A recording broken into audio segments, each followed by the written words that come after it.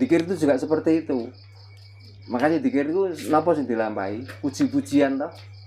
Mensucikan, mengagungkan, membesarkan ya diri kita sendiri, supaya besar bagaimana, supaya suci bagaimana.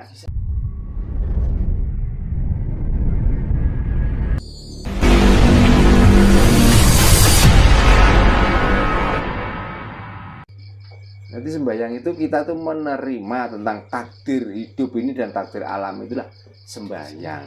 Dan kita harus bisa mensikapi. Maka kalau sudah benar-benar panas, caranya nggak kepanasan gimana? Ya berteduh, itulah sembahyang. Gitu loh.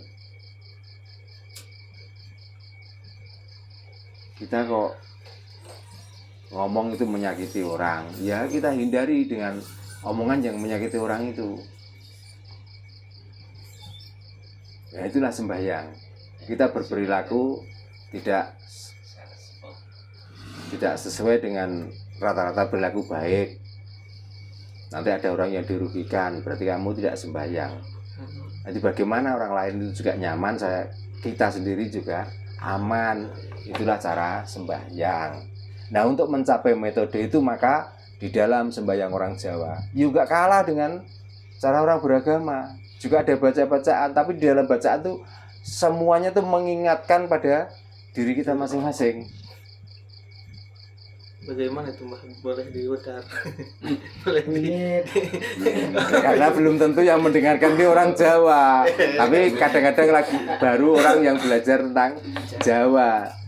Nanti kan antara yang belajar langsung dan belajar di YouTube nanti lah nggak ada bedanya.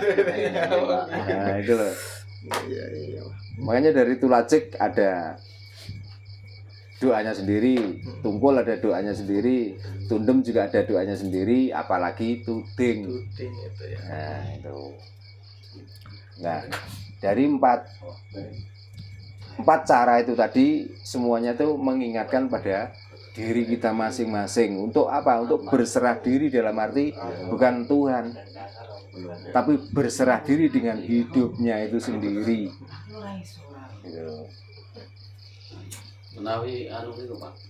Nggih. Kula nantos mireng kok enten sembahyang raga, sembahyang Sukma. enten sembahyang rasa cipta wonten niku pripun ngoten niku? Nah nggih lak sami mawon jumlahe pinten niku? Sekawan nggih. Lah sing kula omongno napa? Tulacik, Tungkul, Tundem, Tuding kan sami mawon. Beda bahasa ngoten mawon niku. Nggih sebenarnya mboten beda rasa, cara kita merasakan dan cara kita mengartikan. Namun ngoten mawon. Pokoke tiyang sembahyang niku ngeten lho Pak. Selagi kita niku urip nerima kalih kahanan urip niku sembahyang. Rayu monggo. Monggo. Nggih monggo. Jadi sembah cipta niku terus pundi, sembah raga terus pundi. Nggih. Sembah asma terus pundi. Ngaten. Monggo pinarak. Saking pundi Bapak? Surabaya Pak. Oh, Surabaya. Monggo. Kan Bojonegoro wae nggih Pak. Sing saking Bojonegoro. Nggih, saking Bojonegoro. Anu Pak, Surabotan Pak. Oh, nggih mboten menapa. Kula nggih ngapunten dereng saged nyalami. Soale iki tasik wejangan. Nggih. Pripun Pak, sampeyan paham maksudnya sing kula maksud wau? Ampun, ampun. Wah, nggih.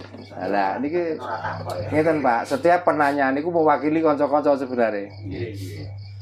Pak, dan iki kan sembahyang ngoten niku. Lah nek zikire niku pripun, Pak? Dikir. Nggih. Dikir niku bahasane mboten basane tiyang Jawa ta, Bu? Nggih. Dikir niku saking bahasa saking mriko. Lek tiyang mriki niku semedi. Jadi mboten wonten dikir, mboten wonten semedi. Irip. Nggih, artine semedi niku napa? Kita niku aja nganti napa nggih? Jangan pernah basa gawukan ya apa? Jangan pernah heranan dengan situasi itu. Kita terima dengan senyuman. Medi. Apapun yang terjadi kita jangan pernah takut. Karena itu semua sudah kodrat hidup dan kodrat alam. Mas bisa.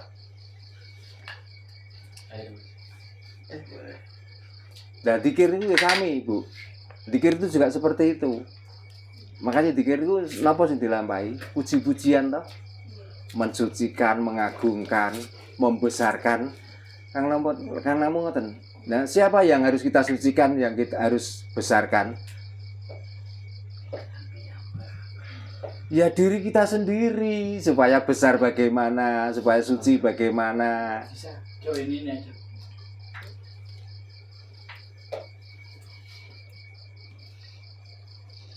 Nah singgarai kan niku, setiap kita itu mengucapkan bacaan niku seolah-olah bacaan niku untuk Tuhan yang dimaksud Allah niku. Nah iki lak salah kaprah. Napa nggih ngoten niku carane ngomong kali pangeran niku? Kira-kira wong jelas dateng agama maaf ya masuk ke agama lagi. Karena tadi ngomong dikir berarti itu ada urutan dengan agama. Laisa kamislihi sayun. Janganlah kamu membayangkan rupa apalagi bahasanya. Apalagi yang kita ucapkan itu seolah-olah berarti belum benar, belum tentu toh, Bu. Ini kan cuma seolah-olah. Kebenaran kan enggak seperti itu. Terus tanglete wau dus pundi carane ngoten nggih? Betul. Maksudnya persamaan kalau di Islam tuh zikirnya caranya begini, kalau Jawa. Kalau di Jawa. Ya, kalau di Jawa niku metode untuk semedi diawali dari heneng. Apa heneng? Berdiam diri. Nah, yang kedua harus hening. Apa hening? Kita harus mensucikan pikiran dan hati. Setelah begitu, rasakan keluar masuk napas. Apakah bukan karena ini kita hidup itu? Berarti akan menuntun pikiran kita itu bening atau wening. Berarti ya itulah Tuhan. Itu tadi dikru. Ini malah.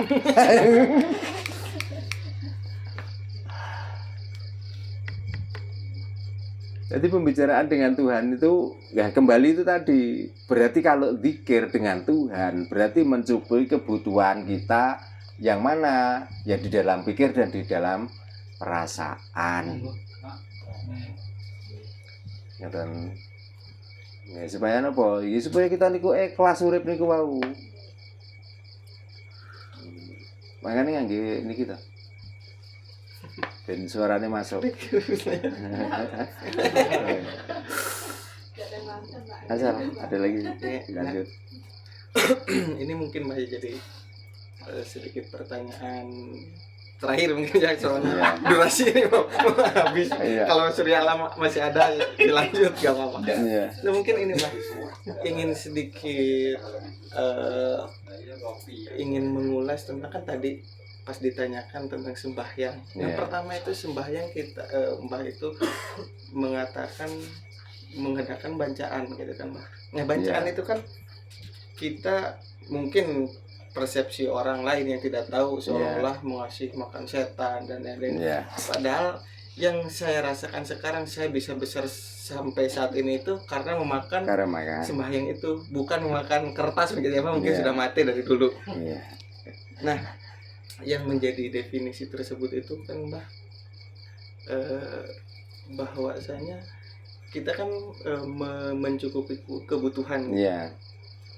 Nah, sedangkan yang saya tahu kebutuhan manusia itu tidak ada habisnya. Nah, untuk mengukur bahwa ini loh kebutuhan saya itu ini, bukan gengsi, bukan apa-apa. Nah, itu untuk menyadari itu apa itu, Mas? Lah iya kan sudah sering saya jawab ke sana. Hidup ini untuk makan, apakah makan itu untuk hidup? Makan untuk hidup. Nah, kan berarti makan untuk hidup toh. Lah kalau orang itu kepingin semuanya terpenuhi berarti hidup ini untuk makan. Lah kenapa bacaan adalah metode cara kita bersembahyang? dengan bacaan itu tadi, baik orang yang sudah kenyang ataupun orang yang masih lapar, dengan kebersamaan, mau enak nggak enak kita rasakan bersama. Dan setelah dimakan nanti akan disaring saripati dari zat makanan itu, dia juga akan menopang keberlangsungan hidup ini loh. Berarti apa yang diinginkan dari bacaan? Ya untuk menopang keberlangsungan hidup. Nah itu namanya sembahyang. Orang kok menahan lapar, puasa katakan semedi berhari-hari tidak makan, berarti dia tidak sembahyang.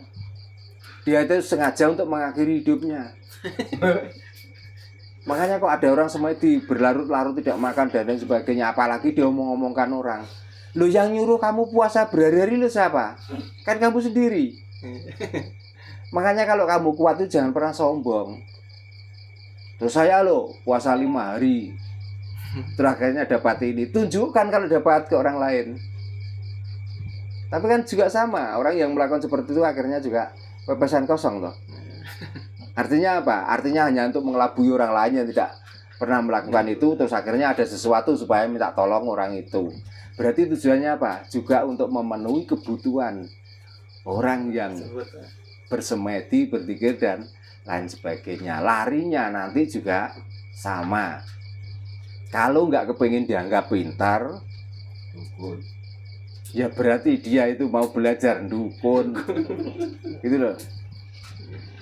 Makanya jangan heran kalau udah orang datang terus riyip-riyip. Katanya ngantuk habis dikir tadi malam. Lo yang nyuruh dikir kamu siapa? Oh, kamu sendiri yang dikir kok. Diomong-omong nang wong liya ben opo? Gitu loh. Awak kok dipeloro. Jadi makane.